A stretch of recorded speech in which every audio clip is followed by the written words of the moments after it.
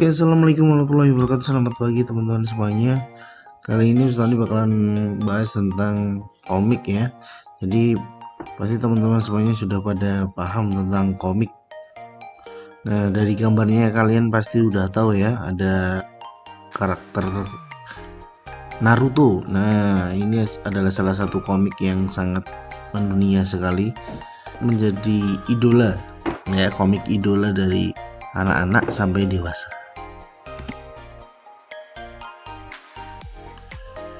Nah, komik ini adalah cerita bergambar teman-teman. Jadi dalam komik ini banyak sekali gambar-gambar yang menarik ya. Nah, komik biasanya mengandung cerita fiksi atau tidak nyata teman-teman. Jadi kayak ada di gambar nih teman-teman, ada One Piece ya, pasti bajak laut itu kan juga tidak nyata ya. Kemudian ada Tsubasa, kemudian ada Detektif Conan. Nah, itu adalah karakter atau cerita yang tidak nyata atau fiksi. Komik memang sangat disukai oleh anak-anak teman-teman semuanya, karena gambar-gambarnya sangat menarik sekali, sehingga anak-anak memang menyukai komik tersebut. Tidak hanya anak-anak saja, bahkan orang dewasa pun sangat menyukai komik ya, apalagi di Jepang teman-teman, karena di Jepang ini adalah pusatnya. Jadi komik ini termasuk salah satu budaya dari Jepang. Bahkan saking sukanya dengan tokoh yang ada di komik ya, para penggemar bisa membuat atau menirukan dandanan atau pakaian ya, jadi untuk menyerupai tokoh yang ada di dalam komik. Nah, itu namanya cosplay teman.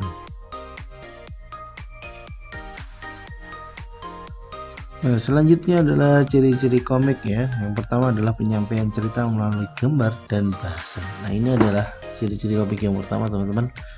Jadi kalau kamu buka komik ya, itu ada gambarnya dan juga teksnya atau bahasanya. Jadi mempermudah kita dalam memahami alur cerita.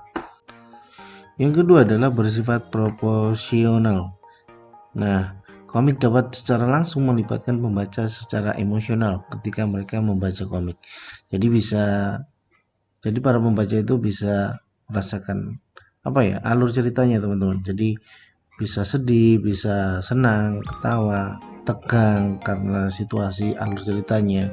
Jadi para pembaca bisa merasakan langsung ya, terlibat dalam suasana komik atau alur cerita yang ada di komik tersebut.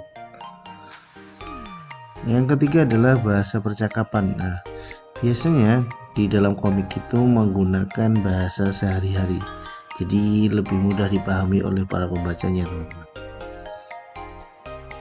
Nah, yang keempat adalah bersifat kepahlawanan. Nah, secara umum teman-teman, komik itu isinya adalah sikap heroik dan kepahlawanan ya. Jadi membuat atau memberi pembaca itu rasa atau sikap heroik. Nah, contohnya kayak komik dari Marvel ya, ada Avenger, kemudian ada Thor juga, ada Hulk, ada Iron Man, ada Captain America. Nah, itu adalah tokoh-tokoh kepahlawanan yang ada di dalam komik. Nah, nomor 5 adalah penggambaran watak. Jadi penggambaran karakter dalam komik biasanya dijelaskan dengan cara yang sederhana. Nah, kenapa itu? Karena para pembaca agar lebih mudah untuk memahami semua karakter atau watak yang ada pada tokoh-tokoh di dalam komik tersebut teman-teman. Jadi lebih mudah, kemudian lebih enak untuk membacanya. Nah, selanjutnya menyediakan humor nih teman-teman. Jadi di dalam komik itu biasanya ada humor atau cerita lucu ya, bisa lewat tulisan, kata-kata, ataupun juga lewat gambarnya ya. Dan biasanya ini lelucon yang ada di kehidupan sehari-hari, jadi lebih mudah untuk dipahami oleh teman-teman semuanya atau pembaca.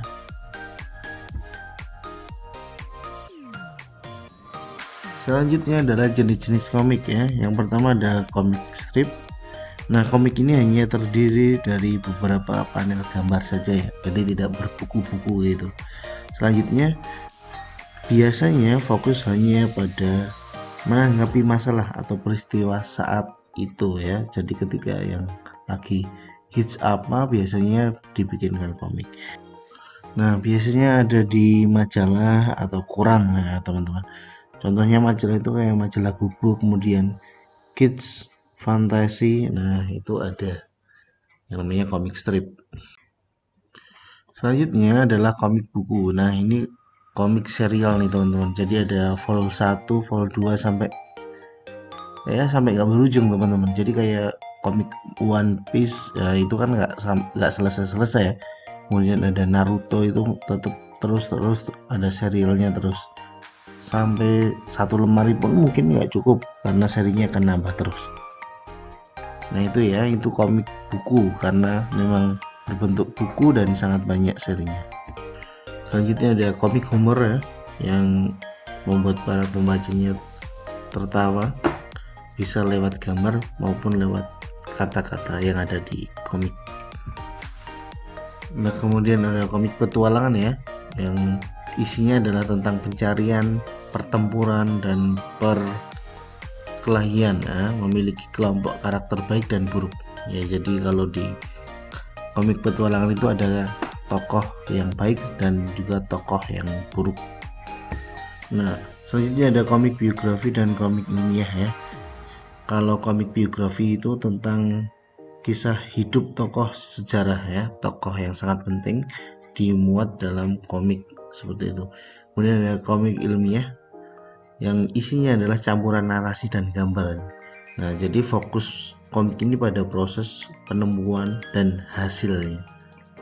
Contohnya kayak penemuan telepon, kemudian komik tentang penemuan pesawat televisi dan sebagainya.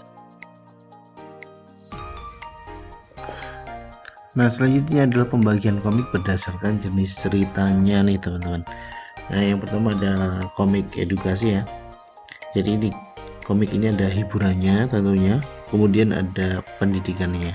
Jadi saat ini ada komik-komik tentang sains, tentang ya penemuan kayak gitu kan. Jadi ada hiburannya dan juga ada ilmu pendidikannya. Kemudian ada komik iklan atau promosi ya. Jadi intinya tetap ada alur ceritanya dan endingnya adalah mengiklankan atau mempromosikan suatu produk tertentu. Nah yang ketiga ada komik wayang yang ceritanya tentang pewayangan ya, kayak Mahabharata. Nah kayak gitu. Nah selanjutnya ada komik silat nih teman-teman. Nah komik silat ini biasanya mengandung aksi-aksi tentang perkelahian, pertempuran. Nah, ini ada di komik silat ya. Contohnya kayak Naruto, One Piece ini. Kemudian ada Samurai X. Nah, ini masuknya ke komik silat ya. Nah, setelah komik teman-teman, ini ada materi unsur yang ada pada cover buku ya. Jadi, unsur-unsur ini wajib kalau kamu bikin cover buku. Nah, yang pertama ada judul buku ya. Kalau di gambar ini kita garis, kita tunjuk anak panah itu ya. Namanya judulnya itu Kisah Perjuangan dan Inspirasi B.J. Habibie. Itu judul bukunya. Sangat besar, sangat mudah dibaca, dan itu akan meningkatkan minat bagi para pembaca atau pemilih bukunya. Selanjutnya yang kedua adalah nama penulis ya. Nama penulis buku, kalau di contohnya ini ada Wida S. Atma ya. Letaknya bisa di atas, di tengah ataupun di bawah teman-teman. Jadi berbeda-beda setiap cover. Nah, selanjutnya nomor 3 adalah penerbit ya. Kalau di sini nama penerbitnya adalah checklist kalau di contoh. Bisa di atas, bisa di bawah juga teman-teman. Atau ada cover juga yang hanya menuliskan nama penerbit di cover belakang saja. Yang keempat ya, nomor 4 ada deskripsi singkat. Kalau di contoh itu di bawahnya judul ya. Nah, dan terakhir adalah ilustrasi atau gambar yang ada di cover. Nah, biasanya ilustrasi atau gambar yang ada di cover ini ada sangkut pautnya dengan isi buku tersebut, teman-teman. Contohnya di situ ada B.J. Habibie.